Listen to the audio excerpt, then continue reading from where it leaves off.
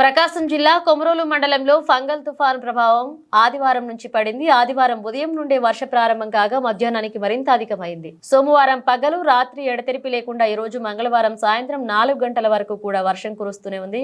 ఈ నెల 1వ తేదీ కొమరోలు మండలంలో 15 మిల్లీమీటర్ల వర్షపాతం పడగా 2వ తేదీన 34 మిల్లీమీటర్ల వర్షపాతం నమోదైనట్లుగా ఈ రోజు వర్షపాతం 40 మిల్లీమీటర్ల పైనే పడి ఉంటుందని వ్యవసాయ శాఖ అధికారి శ్రీమతి రాజశ్రీ తెలిపారు. ఇదిలా ఉండగా మండల పరిధిలోని గోనెపల్లె పామూరు పల్లె మధ్య వర్షాల వలన పులివాగు ఉధృతంగా ప్రవహిస్తుంది. అలాగే సూరావారిపల్లె బాదినేనిపల్లె వద్ద కూడా వాగులు మోకాళ్ల లోతుపైనే ప్రవహిస్తున్నట్లుగా సమాచారం.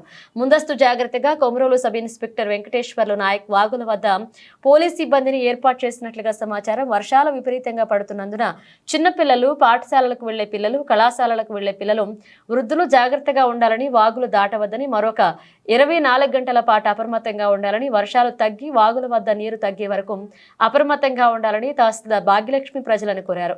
మరొక వైపు కొమరోలు దామచర్ల పెద్ద చెరువును నెల రోజులు సరిపడే నీరు రావడం విశేషం.